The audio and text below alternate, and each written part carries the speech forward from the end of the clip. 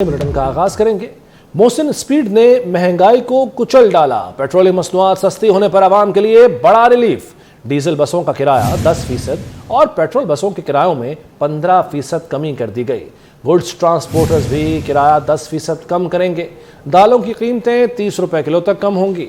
वज़ीर आला पंजाब मोहसिन नकवी के बड़े ऐलानात। आटा, घी, चीनी और पोल्ट्री की कीमतों में भी नुमाया कमी की जाएगी। मोहसिन नकवी ने आने वाले दिनों में मजीद खुशखबरियां मिलने की नवीद सुना दी।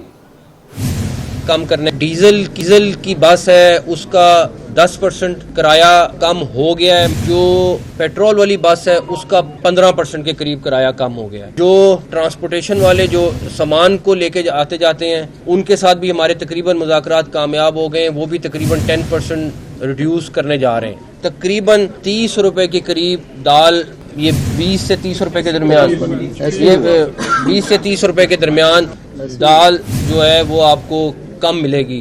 फ्लोर मिल्स एसोसिएशन भी यहाँ मौजूद है, वहाँ के प्रेसिडेंट यहाँ पे मौजूद हैं। इन्होंने भी अभी मीटिंग की है हमारे साथ और इन्होंने भी तकरीबन 15 रुपए पर थैला कम करने का ऐलान किया है। हम वीट जो पंजाब के पास मौजूद है वो रिलीज़ करना शुरू करने लगे हैं। हम कंसिडर कर रहे हैं उसके ऊपर एक अगर 3500 से 4000 के दरमियान कहीं करते हैं तो आपका आटे के थैले में बहुत बड़ी कमी आएगी इंशाल्लाह ताला।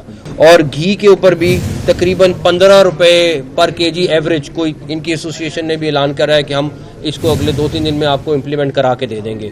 पोल्ट्री की प्राइसेस तकरीबन 10 से 15% के ऊपर ये नीचे लेके जाएंगे। चीनी अल्हम्दुलिल्लाह वैसे मैं आपको बता दूं उम्मीद है कि हम इसको स्टेबल करेंगे और भी कम होगी। हमारी पूरी team daily chief secretary Punjab फैसला हुआ है कि ये डेली सुबह 9:30 बजे मीटिंग करेंगे और इन्होंने आज पहली मीटिंग की है तमाम डीसी और कमिश्नर्स के साथ। हर एक ने लोगों का, पब्लिक का फ़ायदा देखना है और जहाँ जहाँ रिलीफ दे सकते हैं वहाँ देना है।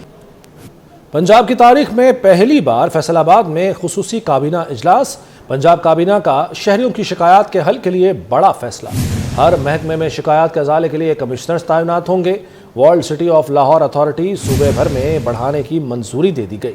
पंजाब भर की तारीखी और कदीम इमारतों की बहाली और तज़ीनो आराइश होगी। बरूडा और एग्रीकल्चर मार्केट अथॉरिटी के दरमियान मुआहदे का ग्रीन सिग्नल भी मिल गया। वज़ीर आला पंजाब मोहसिन नकवी ने एक और वादा बरवक्त पूरा कर दिया। फैसलाबाद सेफ सिटी प्रोजेक्ट का इफ्तिताह कर दिया गया। मोहसिन नकवी का पंजाब काबीना के हमराह फैसलाबाद का दौरा, कोच में सफ़र करके मुनफरद रिवायत कायम की। Chief secretary, IG police, advocate general Punjab और सेक्रेटरीज ने भी वज़ीर आला के हमराह कोच में सफ़र किया। मोहसिन स्पीड फैसलाबाद पहुंच गई। वज़ीर आला पंजाब मोहसिन नकवी ने एक और वादा बरवक्त पूरा कर दिया। फैसलाबाद सेफ सिटी प्रोजेक्ट का इफ्तिताह कर दिया। वज़ीर आला मोहसिन नकवी ने फैसलाबाद सेफ सिटी प्रोजेक्ट 4 माह में मुकम्मल करने का वादा किया था। फैसलाबाद पहुंचने पर उन्हें मंसूबे पर ब्रीफिंग दी गई। वज़ीर आला ने मंसूबे पर फौरी काम शुरू करने की हिदायत कर दी। वज़ीर आला मोहसिन नकवी ने पंजाब काबीना के हमराह कोच में सफर करके मुनफरिद रिवायत कायम की। Chief secretary, IG police, advocate general Punjab और सेक्रेटरीज ने भी वज़ीर आला के हमरा कोच में सफर किया। मोहसिन नकवी काबीना के हमरा फैसलाबाद लारी अड्डा पहुंचे, मुसाफिरों से मुलाकात की। किरायों में कमी पर मुसाफिरों ने खुशी का इजहार किया और कहा कि किराए कम करने पर आपका बहुत शुक्रिया, आपके लिए दिल से दुआएं निकलती हैं। वज़ीर आला मोहसिन नकवी ने कमिश्नर ऑफिस में flour mills association, kirana association, Punjab के वफूद और ओहदेदारों से मुलाकातें की। पेट्रोलियम कीमतों में कमी के बाद आटे और दालों के निर्ख कम करने के लिए इकदामात पर तबादला ख्याल किया गया। वज़ीर आला मोहसिन नकवी ने कहा कि आटे की कीमत में कमी से पंजाब के अवाम को हकीकी रिलीफ मिलेगा। बोले गंदम की रिलीज पॉलिसी का जल्द ऐलान कर दिया जाएगा। फैसलाबाद बार एसोसिएशन के वफ्द ने भी मुलाकात करके वज़ीर आला को वकला बरादरी को दरपेश मसाइल से आगाह किया। वज़ीर आला ने मसाइल खुद नोट किए और हल की यकीन दहानी कराई। कहा वकला की लाइब्रेरी के कयाम के लिए मुआवनत करेंगे। वज़ीर आला मोहसिन नकवी ने फैसलाबाद में बिजली चोरी रोकने के लिए जारी ऑपरेशन से मुतल्लिक इजलास की सदारत की। CEO फेस्को ने ऑपरेशन पर ब्रीफिंग दी। वज़ीर आला ने बिजली चोरी के खिलाफ बिला इम्तियाज कार्रवाई जारी रखने की हिदायत की। वज़ीर आला पंजाब मोहसिन नकवी सेहत की सहूलियात की बेहतरी के लिए सरगर्म। मोहसिन नकवी ने लाहौर में गवर्नमेंट टीचिंग अस्पताल शाहतरा और मेयो अस्पताल के दौरे किए। मरीजों ने वज़ीर आला से इंजेक्शन बाहर से खरीदने की शिकायत की। ड्यूटी पर मौजूद डॉक्टर किसी भी सवाल का जवाब न दे सका। वज़ीर आला फार्मेसी गए तो इंजेक्शन स्टॉक में मौजूद था। उन्होंने बदइंतजामी पर सीनियर मेडिकल अफसर की सरजनिश की। अद्वियात बाहर से खरीदने वाले मरीजों के पैसे फौरी वापस करने का हुक्म दिया। उन्होंने इंतबाह किया कि आइंदा ऐसी शिकायत मिली तो सख्त कार्रवाई होगी। फार्मेसी में स्टॉक मौजूद है तो दवाएं बाहर से मंगवाने का जवाज नहीं। वज़ीर आला ने मेयो अस्पताल के दौरे में मुख्तलिफ वार्ड्स का मुआयना किया। मोहसिन नकवी ने मरीजों की अयादत की और तिब्बी सहूलतों के बारे में दरियाफ्त किया। उन्होंने मेयो अस्पताल के इमरजेंसी ब्लॉक के तामीराती कामों का जायजा लिया। बुलेटिन का आगाज करेंगे। Army chief general Syed Asim Munir की ज़ेर सदारत GHQ में कोर कमांडर्स कॉन्फ्रेंस हुई। कॉन्फ्रेंस के शुरका ने मस्तूम हंगू यौब के शहदा के सारे सवाब के लिए फातिहा ख्वानी की। सिक्योरिटी फोर्सेस और कानून नाफिज करने वाले इदारों की कुर्बानियों को खराज तहसीन पेश किया गया। इजलास में गैर कानूनी मुआशी सरगर्मियों के खिलाफ जारी कार्रवाइयों का भी जायजा लिया गया है। नुमाइंदा खसूसी अहमद मंसूर से तफसीलात जानते हैं। अहमद मंसूर, आगाह कीजिएगा इस कॉन्फ्रेंस के हवाले से। देखिए, GHQ रावलपिंडी में ये 260वीं कोर कमांडर्स कॉन्फ्रेंस हुई है। Army chief general Syed Asim Munir ने इसकी सदारत की है। इस अहम इजलास की तफसीलात ISPR ने जारी की हैं। उसमें ये बताया गया है कि आर्मी चीफ ने फलस्तीनी अवाम को पाकिस्तानी कौम की मुकम्मल सफारती, इखलाकी और सियासी हमायत के हवाले से बात की है और कहा है कि ये हमायत हासिल है। और आर्मी चीफ का कहना था कि हम मसला फलस्तीन के पायदार हल, उनकी सरजमीन और मुसलमानों के मुकद्दस मकामात पर गैर कानूनी कब्जे के खात्मे के लिए अपने भाइयों के असूली मौक़िफ़ की हमायत जारी रखेंगे। कॉन्फ्रेंस के शुरका ने फलस्तीन इजराइल जंग में होने वाली पेशरफ और इजराइल की तरफ से ताकत के इस्तेमाल के बायस मासूम शहरियों के जानी नुकसान पर तशवीश का इजहार किया है। कॉन्फ्रेंस के शुरका ने हुकूमत पाकिस्तान की जानिब से मईशत की बहाली के लिए किए गए इक़दाम को पाकिस्तानी अवाम की मजमूई फलाह बहबूद के लिए हर मुमकिन मावनत फराहम करने का अज़म ये उन्होंने जाहिर किया है और कहा है कि ये मावनत फराहम की जाएगी। आर्मी चीफ का कहना था कि पाक फौज मुल्क भर में गैर कानूनी मौसी सरगर्मी के खिलाफ सख्त कानूनी कार्रवाइयाँ करने में हुकूमत और कानून नाफिज करने वाले अहमद मंसूर अब साथ ही रहेगा। ब्रिगेडियर रिटायर्ड अशफाक हसन साहब दिफाई तज्ज़ियाकार हमारे साथ मौजूद हैं। सर, बहुत शुक्रिया आपके वक्त का। आज की जो अहम प्रेस कॉन्फ्रेंस हुई है कोर कमांडर्स, क्या कहेंगे आप इस कॉन्फ्रेंस के हवाले से? जी शुक्रिया आपका। ये बड़ी अहम मौके पे ये कोर कमांडर कॉन्फ्रेंस हुई है और बेसिकली उस वक्त जबकि खित्ते में और दुनिया में बहुत तब्दीलियां रूनमा हो रही हैं और गजा में, फलस्तीन में इसराइल और हमास का कजिया चल रहा है और उसके अलावा बेल्ट एंड रोड इनिशिएटिव पे कॉन्फ्रेंस हो रही है चाइना में और पाकिस्तान के अंदर काफ़ी टेररिज्म की एक्टिविटीज हो रही थी। तो बहुत अहम कोर कमांडर कॉन्फ्रेंस थी। बेसिकली इसके 3 पार्ट मैं कहूँगा कि पहले हिस्से में शुरका को ये जितनी भी टेररिज्म की कार्रवाई हुई है ज़ोब में, हंगू में, उन सब के ऊपर ब्रीफ किया गया और उसके शोहदा को खराज तहसीन उसमें पेश किया गया और शोहदा की फैमिलीज को भी जिन्होंने अपनी जानों का नजराना दे के पाकिस्तान की खातर पाकिस्तान के हर खित्ते को अपने खून से सैराब किया और उसके अगेंस्ट जो अभी फ्यूचरिस्टिक जो एक्शन लेने हैं उन पे गौर किया गया और उनको डिसाइड किया, उन पे डिसीजन किए गए। दूसरा हिस्सा जो इस कॉन्फ्रेंस था वो बेसिकली फोकस था फलस्तीन के ऊपर। शुरका ने, आर्मी चीफ ने बड़ा खुल के फलस्तीनी लोगों को और पाकिस्तान के लोगों को और दुनिया के लोगों को ये बावर करवा दिया जो फलस्तीन के ऊपर पाकिस्तान का एक असूली मौक़िफ़ है कि पाकिस्तान उसमें गैर कानूनी कब्जा जो गजा के ऊपर है, फलस्तीन के ऊपर है, उसको बिल्कुल एक्सेप्ट नहीं करता और फलस्तीन और गजा के लोगों के साथ खड़ा हुआ है और उनकी जो आज़ादी की मूवमेंट है उसमें उनके लिए अखलाकी, सफारती, हर किस्म की जो सपोर्ट है वो पाकिस्तान जारी रखेगा।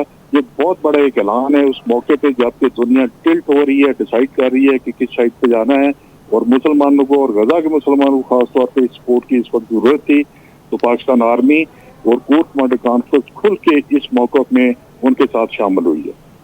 और तीसरा पार्ट इसका जो था वो इंटरनल इश्यूज के ऊपर था, जिनमें सबसे पहले तो शुरका ने और कोर कमांडर कॉन्फ्रेंस ने इस चीज का इजहार किया कि जितने भी इकोनॉमिक फैसले लिए जा रहे हैं इस गवर्नमेंट के थ्रू उन सब को फौज जो है सपोर्ट करती है और सपोर्ट करती रहेगी।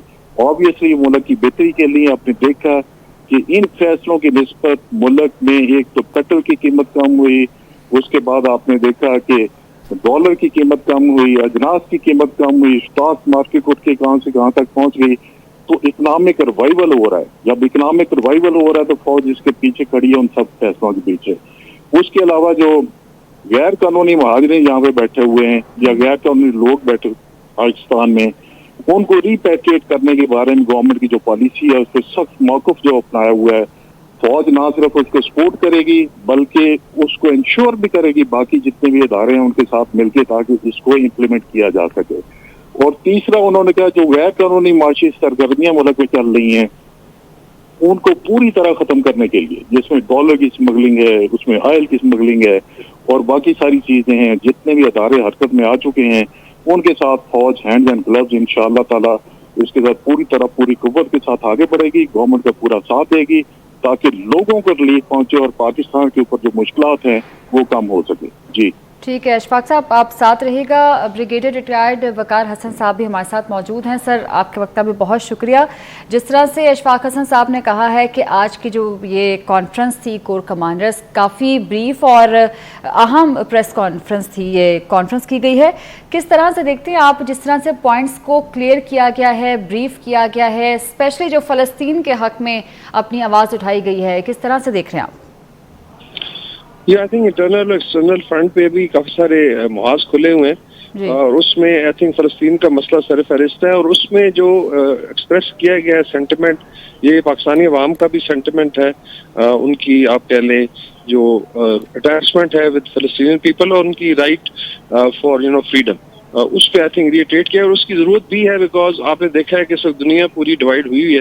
वेस्टर्न ब्लॉक और इंडिया जो है वो एक तरफ हो गए हैं और ओपनली इजराइल को सपोर्ट कर रहे हैं। अभी इस पे बड़ी रिपोर्ट्स भी हैं कि इवन इंडियन मीडिया बहुत ज्यादा कॉरेस्पॉन्डेंट भेजे हुए और एक प्रोपेगेंडा कर रहे हैं और बेसिकली ये उनके इस्लामोफोबिया का जो लेट्स से आरएसएस का एजेंडा को पूरा कर रहे हैं। दूसरी तरफ जो है आप देखें इस्लामिक वर्ल्ड है, इसमें रीजनल कंट्रीज भी हैं, रशिया है, चाइना है, किसी हद तक अफ्रीका है।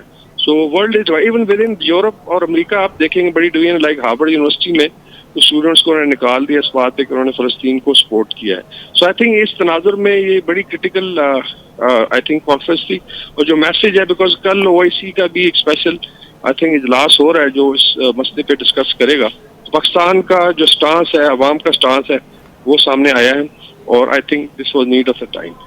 बाकी जो इंटरनल मौरूजी हालात हैं उसमें लेट्स से माफियाज के अगेंस्ट क्रैक डाउन है जिसके अच्छे रिजल्ट्स आना शुरू हैं। इकोनॉमिक रिवाइवल की बात हुई है, फिर अफगान रिपेट्रिएशन है और इसमें लोग बड़ा इसको डिफिकल्ट समझ रहे हैं। ईरान ने अभी तकरीबन 11 लाख इलीगल अफगान्स को रिपेट्रिएट किया 2021-22 में। So it's not an impossible thing. उनको एक आई थिंक टाइम भी दिया गया कि इज्जत के साथ वापस जाएं, इकोनॉमी ऑलरेडी वहाँ बेहतर हो रही है, they can go and contribute. लेकिन पाकिस्तान के इकोनॉमिक रिवाइवल के जितने भी स्टेप्स हैं उसमें आई थिंक मिलिट्री आर्मी अपनी लेट्स से गवर्नमेंट के जो भी डिसीजन को इम्प्लीमेंट करने में अपनी कैपेसिटी के हिसाब से पूरा किरदार अदा करेगी।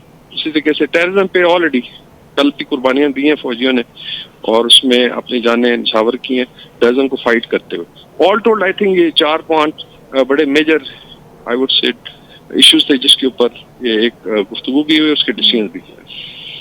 ठीक है, वकार हसन साहब साथ ही रहेगा। अशफाक हसन साहब, जिस तरह से आप बता रहे थे कि इकोनॉमिक डिसीजंस को सपोर्ट किया गया है, उन्होंने वाज़ेह किया है कि हुकूमत जो भी मौशी लिहाज से पॉलिसी बनाएगी उसको मुकम्मल तौर पर सपोर्ट किया जाएगा। हमने पहले भी देखा है कि इनके सपोर्ट से, इनकी जो स्ट्रेटजी रही है हुकूमत को सपोर्ट करने की हो, चाहे इकॉनमी के हवाले से हो, चाहे टेररिस्ट के हवाले से हो, वो काफ़ी अच्छी रही है और उसके मस्बत नताइज भी सामने आ रहे हैं।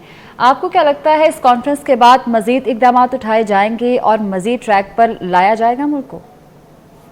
जी ऑब्वियसली एक तो मैंने वो आपको पता है कि सिर्फ एक फोरम बन चुका है जिसके तहत एक कोऑर्डिनेशन बॉडी भी बनी हुई है और वो सारे इकोनॉमिक डिसीजन जो हैं और फ्यूचर जितनी इन्वेस्टमेंट है पाकिस्तान में वो उसके थ्रू हो रही है। उसमें एक तो ये कि जो इकोनॉमिक रिवाइवल की स्पीड है वो काफी उसको पहिए लगे हुए और दूसरा जो काफी ज्यादा ब्यूरोक्रेटिक हैसल्स थी हमारे मुल्क में वो खत्म की जा रही हैं ताकि वन विंडो ऑपरेशन लाया जाए। जो फॉरेन इन्वेस्टर आ रहे हैं वो आके यहाँ पे आसानी से इन्वेस्टमेंट करें। तीसरा ये कि पाकिस्तान फौज की प्रेजेंस है इस बॉडी के बीच में एक इसको क्रेडिबिलिटी मिलती है। जो बाहर से इन्वेस्टर आते हैं वो क्रेडिबिलिटी ढूंढते हैं ताकि उनके काम जो है 100 इंश्योर्ड हों और वो प्रोटेक्टेड रहें और उनको आगे जो है काम करने की एक गारंटी और वारंटी भी मिले। तो पाकिस्तान फौज की मौजूदगी में ये एक उनको क्रेडिबिलिटी मिलती है। ऑब्वियसली जो भी नेक्स्ट स्टेप होंगे उसमें पाकिस्तान फौज की मौजूदगी और मिलजुल के काम करने का जो एक मैकेनिज्म बना है वो आगे चलता रहेगा। उसी बॉडी के तहत आगे डिसीजन होंगे और इंशाल्लाह बहुत अच्छे डिसीजन होंगे, आप देखेंगे। इंशाल्लाह हम यही उम्मीद करते हैं कि आगे भी अवाम को ज़्यादा से ज़्यादा रिलीफ मिल सके। बहुत शुक्रिया अशफाक हसन साहब और वकार हसन हमारे साथ मौजूद थे, अपना तजिया पेश कर रहे थे। अहमद मंसूर हमारे नुमाइंदे हमें तफसीलें आगाह कर रहे थे, आपका भी शुक्रिया। आगे बढ़े और आपको बताएं कि निगरान वज़ीर-ए-आज़म अनवारुल हक काकड़ ने चीनी सदर के इशाइये में शिरकत की। चीनी सदर ने बेल्ट एंड रोड फोरम में शरीक आलम रहनुमाओं के एजाज़ में इशाइया दिया। ग्रेट हॉल ऑफ पीपल्स पहुंचने पर चीनी सदर शी जिनपिंग और खातून अव्वल ने पुरतपाक इस्तकबाल किया। वज़ीर-ए-आज़म के साथ वफाकी काबीना के अरकान भी इशाइये में शरीक हुए। इशाइये में रूस, Kenya, Ethiopia, Mongolia, Hungary, Chile के सरबराहान शरीक हुए। श्रीलंका, काज़ाकिस्तान, उज़्बेकिस्तान और दीगर ममालिक के सरबराहान भी इस इशाइये में मौजूद थे। वज़ीर-ए-आज़म ने इशाइये में शरीक आलमी रहनुमाओं से गैर रस्मी मुलाकातें भी की हैं।